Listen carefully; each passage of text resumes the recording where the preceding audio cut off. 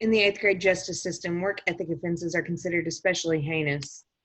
In High Hat, Kentucky, the dedicated detectives who investigate these vicious felonies are members of an elite squad known as the Deoxyribonucleic Acid Unit. These are their stories.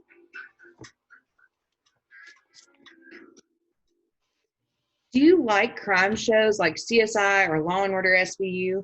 Have you ever wondered how do they take something like a sample of blood and match it to the person who they think committed the crime? I do. I love Law and Order, and I love watching Olivia Benson completely slay at trying to find out who are the criminals in her investigations. It all comes down to being able to take something like a hair molecule or some blood and taking their DNA and matching it to the person who committed the crime. Now, DNA stands for deoxyribonucleic acid, DNA. What we need to know is that this strand of pipe cleaners, but in real life, that DNA is housed in our nucleus of our cells.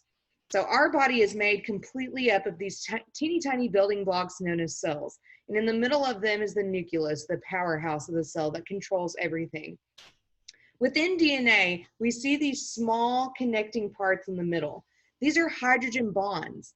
They're the things that fuses this double helix, meaning like a spiral staircase that goes around, and it fuses it together so that it's able to go in a repeating pattern which codes our genes.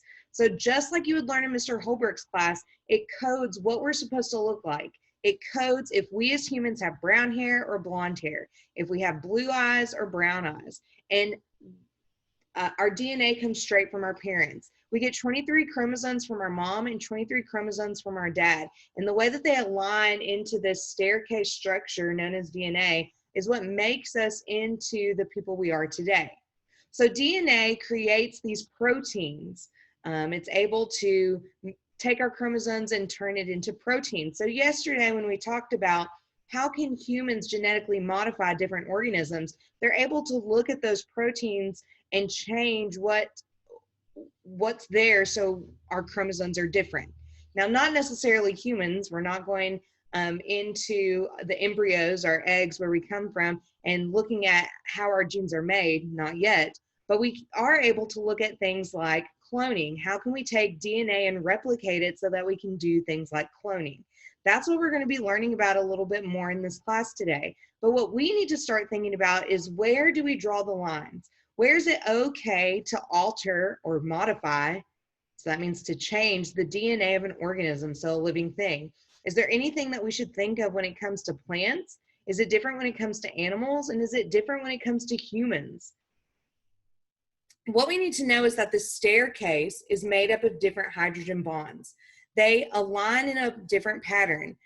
They have the same letters every single time. So just like in coding, you see the same numbers repeat over and over again. In our DNA, you see the same letters code over and over again. So in there, there's only 4 letters and 2 different couples of letters. So we have A and T and C and G. So A and T is apple in the tree. You have adenine and you have thymine. So when we always see an A, we know that its pair is the T. So adenine and thymine, the apple in the tree, they're always together. Now the other 2 letters that we would see are C and G. So we would see cytosine and guanine, okay? C and G always go together. The car and the garage, the apple and the tree, okay? And those code to create the genetics that we're talking about. So they work together with our proteins to make us the people that we are. What we're going to do today is just a really quick activities that's going to allow us to investigate in different ways. Now, through distance learning, I could make videos telling you the exact same thing, but sometimes there's just ways that we need to get visuals that aren't possible for me to do in our current situation. So today what we're going to be doing is a digital choice board. In this digital choice board, you're going to get to pick one activity from each column. So you're going to pick one red activity to do, one blue activity to do, and one purple activity to do. So let's review. Let me get this handy pointer. Here we go. That is actually not a good pointer at all, but we'll work with it. Okay, over here in the red column, you can go and watch a YouTube video known as the Amoeba Sisters. They talk about the exact same thing as me. The A and the T, so the apple and the tree and the car in the garage, and how it makes up the double helix of our DNA. Or you can go and watch a DNA song to the tune of Fetty Wap. That might be your jam. It's definitely mine. In the blue column, you're going to practice a little bit of vocabulary. So you get to pick, are you going to utilize Quizlet and kind of quiz yourself and learn? You'd be doing the parts that are underlined here, the flashcards, the matching, and then the test. Or you can read the articles that's going to be on this slideshow. So there's one article, it's about 4 slides long. It looks a lot longer than it is because I split it up between the slides. And then in the last column, you get to pick either watching a DNA video or posting for our parents on 8th grade Facebook page and letting them know, what did you learn today about the role of DNA and what it plays its part in the genes that we inherit. So go ahead and look, start thinking about which part do you want to participate in. Remember that it's 1 activity per column. So in total, you're doing 3 things today. You're picking 1 from the red, 1 from the blue, and 1 from the purple. Let me know if you have any questions. Below the link for today is going to be the PowerPoint, which has all of these links embedded in it. So if you click on Amoeba Sisters, it's going to take you straight to the video. The DNA song takes you straight to the video. Quizlet will take you to our class group.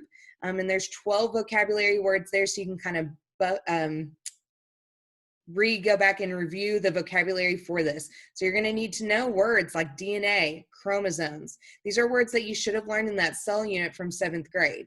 But again, remember that overall, we need to start deciding, where do we feel the lines and the rules for genetic modification are? Should we be able to change DNA? Why or why not? So as you learn more today, keep thinking about that question. You know I'm here to help you with anything that you need.